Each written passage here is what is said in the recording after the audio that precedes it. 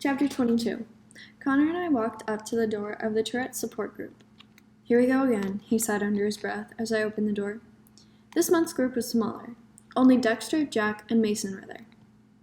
"Hey, Armless Avon," Dexter said. "Is that a new tick, Dexter?" I asked, thinking of his tendency to say inappropriate things. "What do you mean?" he said, a baffled expression on his face. I grinned at the floor. "Never mind." Dexter patted the seat next to him. "Come sit over here, chicken nipple." Connor and I sat in 2 seats next to Dexter. "Where's everyone else?" I asked. "I don't know," Dexter said. "Maybe Rebecca slapped herself so hard, chicken nipple, that she's lying passed out on her kitchen floor." Jack snorted loudly. "That's not cool, Dex," he said. I shook my head. "Definitely not cool." "I'm sorry," he said, clearly doing his best to look innocent. "Could be the bathroom floor." "That's enough, Dexter." Andrea looked up from the clipboard she held in her lap. "That's almost crossing the line into making fun of instead of making fun with." She stared him down, but I could hear some playfulness in her voice. "I'm sorry." Dexter hung his head and stuck out his lip. "I won't do it again." He covered his mouth to hide his obvious grin. "Well, it looks like this is all we have today," Andrew said. "Why don't we go ahead and get started? Since we all talked a little bit last month about our fear of going out in public, I thought this month would be a good time to talk about some techniques for staying relaxed when we go out. There's no reason any of you should feel you need to stay confined to your house out of fear of venturing out. It's so important you all live your lives as normally as possible, and feeling comfortable when going out in public is a big part of that." "But what if we can't relax and our tics get really bad?" Jack said, letting out his loud whooping noise. "Don't already decide that you can't relax in public, Jack," Andrew said. "That's why I'm going to teach you some techniques you can use." "Are you going to tic in public?" "Probably yes. You have to accept that. But you don't have to allow it to get out of control." "Is this going to be about habit reversal training?" Connor asked, because I've already tried that. "What's that?" I asked him. Before he could answer me, Andrea said, "No, Connor, we're not going to be discussing habit reversal training today." Connor turned to me. "It's when you try and focus your attention on doing something that basically, competes with the tic as soon as you feel the urge. Over time, it's supposed to make you feel the urge to tic less." "Does it work?" I asked. "A little," Connor said, "but I haven't been very good about doing it." "It can work well for some kids," Andrea said, "but today we're going to focus on relaxing." I ignored her. "Maybe you should try it again if it helped," I told Connor. "I told you I'm not going to therapy anymore, Avon," he said. "Besides, it didn't work well for me." I frowned and kicked at my chair legs as Andrea went on about how to breathe deeply. We all closed our eyes, and she told us to breathe in slowly through our noses and out slowly through our mouths. I found it difficult to relax with Dexter repeatedly saying "chicken nipple" next to me, but I did my best. "Now," Andrea said in a soothing voice, "feel a warmth in your chest. A wonderful warmth that travels from your chest to your shoulders, now down to your arms, and into your fingertips." I couldn't help it. I totally burst out laughing. Then Connor and the other guys joined me. "Do you feel that warmth in your fingertips, Avon?" Dexter asked. Andrea tried to continue talking about the warmth, drifting down to our legs and feet, but everyone kept giggling and ticking.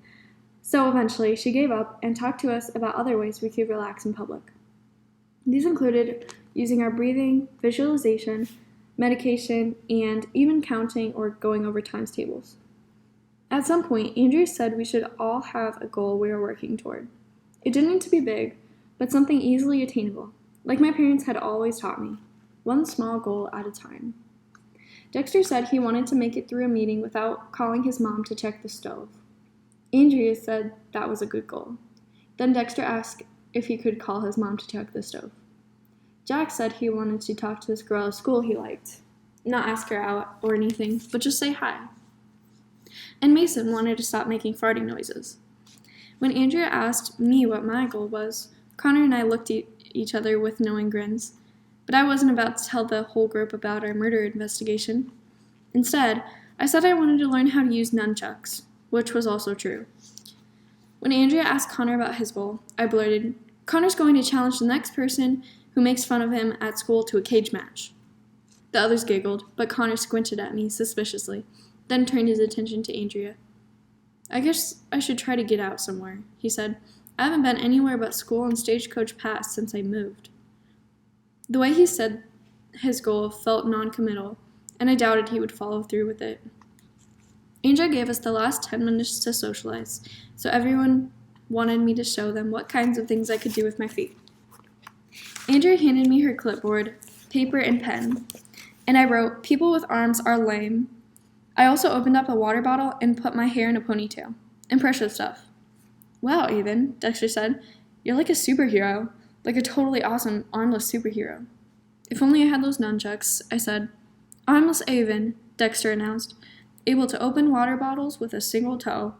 I blushed. That darn idiotic craniofacial erythema. Not a single toe, but that's okay. I glanced at Connor, but he wasn't smiling. Actually, he looked downright annoyed. Later, on the way home in the car, I asked him, "What's the matter with you?" "Nothing." He slumped down in his seat and crossed his arms. "Dexter just thinks he's so funny." "He is funny," I said. "I can tell you think he's funny, but I don't." He turned away from me so he could stare out the window. "He's starting to get on my nerves, calling you armless Avon," he mumbled. "Someone at the support group calls you armless Avon? Is that from his Tourette's?" Mom asked. "No," Connor said. "It's from his stinky personality." I looked at Mom in the rearview mirror. I could tell from her wrinkled, squinty eyes that she was grinning. I grinned back and then looked out my own window, hardly able to keep myself from giggling. I had never, ever in my life made a boy jealous, until now. Chapter 23. Christmas at Stagecoach Pass was actually pretty cool. My parents decided it was worth it to hire a company to come in and decorate the park with lights and a big tree in the middle of Main Street. We pulled all the old Christmas decorations out of storage and placed them around the park. Things like wreaths made of horseshoes and cowboy boots filled with fake poinsettias. Dad made sure the company he hired strung lights over the covered wagon that marked the entrance. They also added the word Christmas after Stagecoach Pass, so everyone would know something a little different was going on. I had the idea to set up a booth that sold hot cocoa and s'mores fixings, and we lit fires in a couple of the old metal garbage cans. I had never expected the Arizona nights to get so cold. The weather even dipped below freezing a couple times. I actually got to wear my earmuffs while I stood outside with Connor, roasting marshmallows over the fire. Well, he roasted marshmallows for me. I didn't exactly need my toes freezing off. "It's too bad Zion's gone for winter break," I said. Zion and his family were spending 2 weeks in New Zealand. They'd gone all the way to the other side of the world to visit the movie sets from The Lord of the Rings. My dad had raised an eyebrow when I told him that and said, "I've got to meet these people." "Zion told me it's actually summer down there right now," I said. "How weird is that?" Connor didn't answer as he looked around and barked nervously.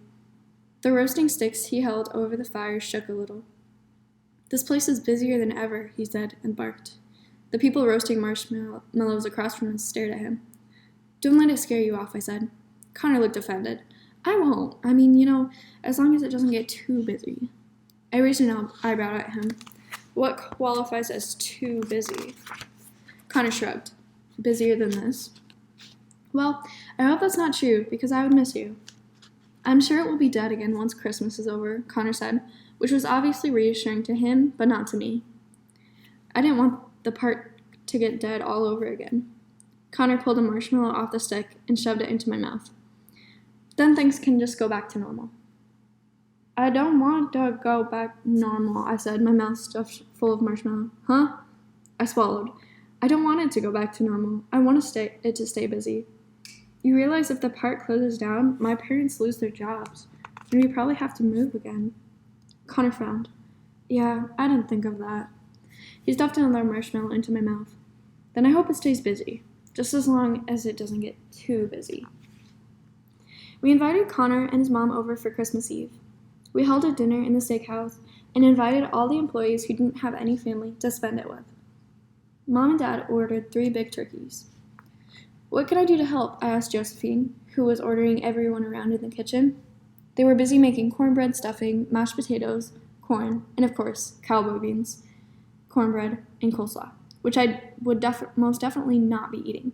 Coleslaw was ruined for me for life and would forevermore be known as pit slaw. Josephine handed me a masher. Why don't you mash up them potatoes? She stuck the giant pot of potatoes on the floor for me, and I worked on handling the masher with my feet. Several of the employees stopped to watch, but Josephine told them all to skedaddle.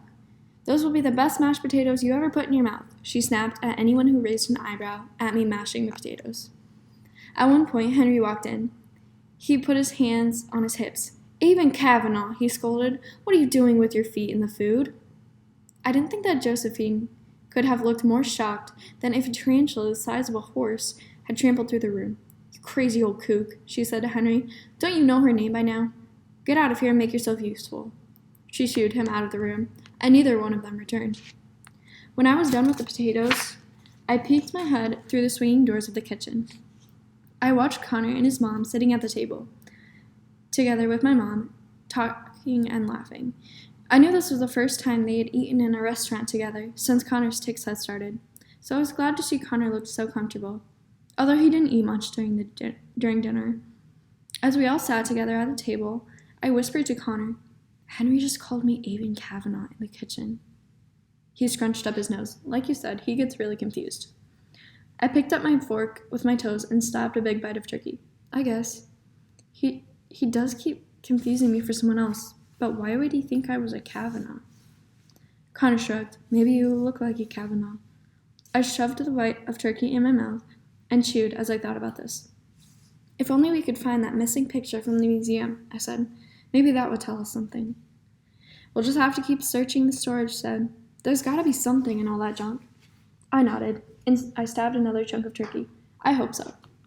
That evening, Mom and Dad gave me my Christmas present, a pair of turquoise and silver earrings they had purchased from a Navajo woman. I thought if I ever got that necklace cleaned up, and maybe got a new chain for it, this would look nice with my new earrings. I also thought this Navajo woman should come and sell her jewelry at Stagecoach Pass. Actually, I couldn't stop thinking of ideas of things what we should do with the park. I had a lot of ideas.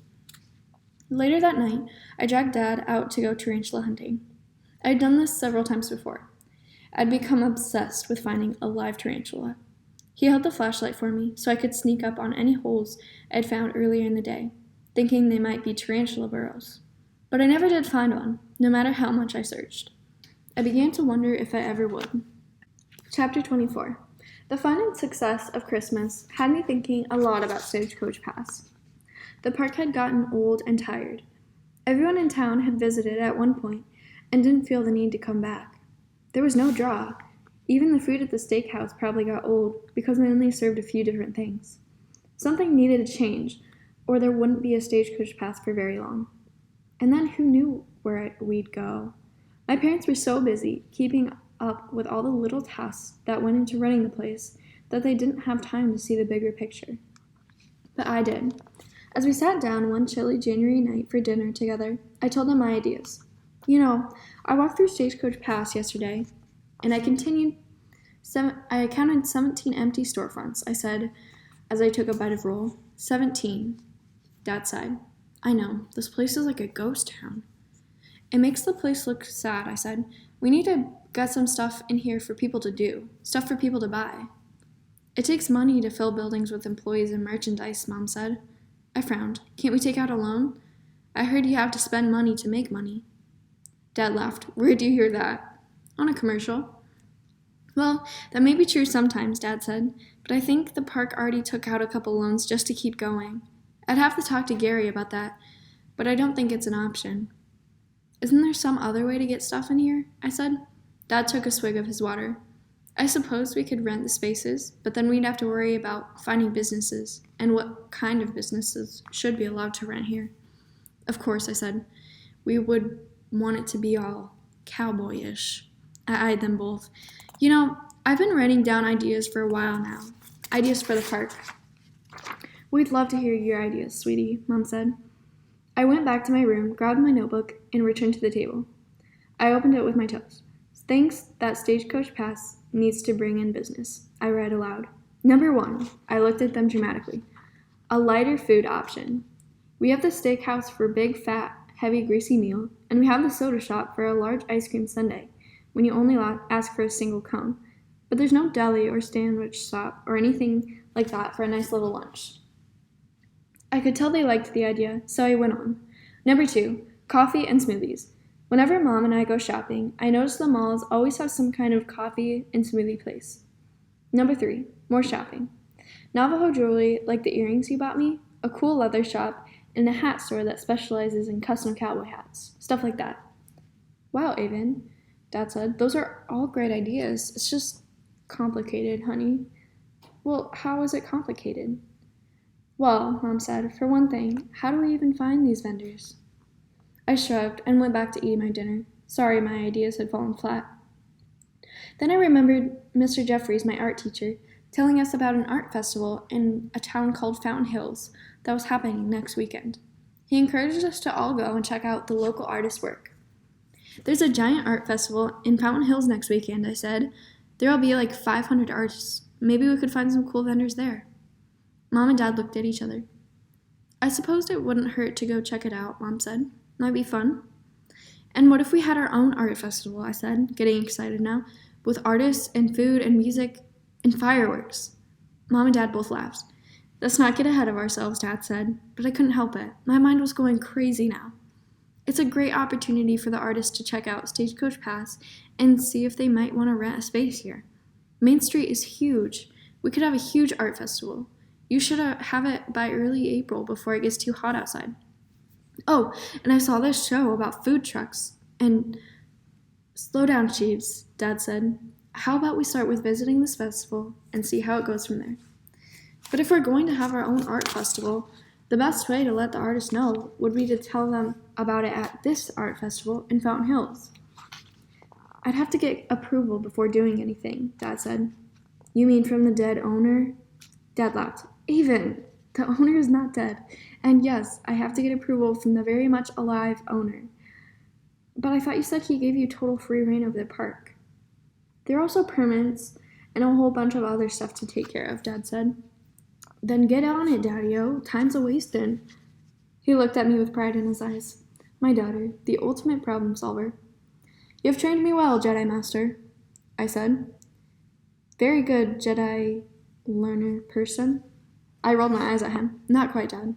Zoran's parents would have had a way better comeback.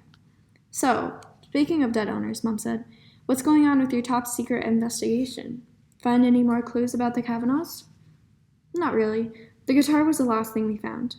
The boys had brought it up to the apartment for me, and I showed it to my parents. They thought it was pretty cool, but it didn't really tell us anything about the Kavanaughs. And just because the last initial was C, didn't mean it had belonged to a Kavanaugh. But you know how I told you Henry always talks to me like he thinks I'm someone else? They nodded. Well, he called me Avon Kavanaugh on Christmas Eve. Don't you think that's kind of weird? Mom and Dad looked at each other. That is mildly intriguing, Dad said.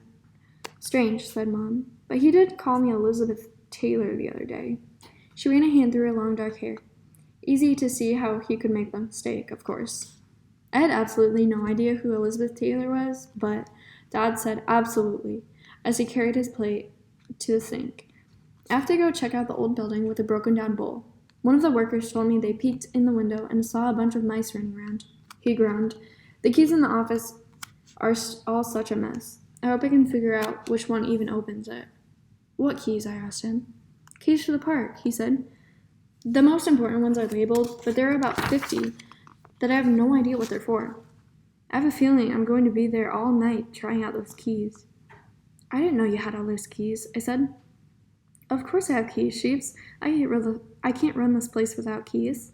Well, it just so happens I'm looking for a key.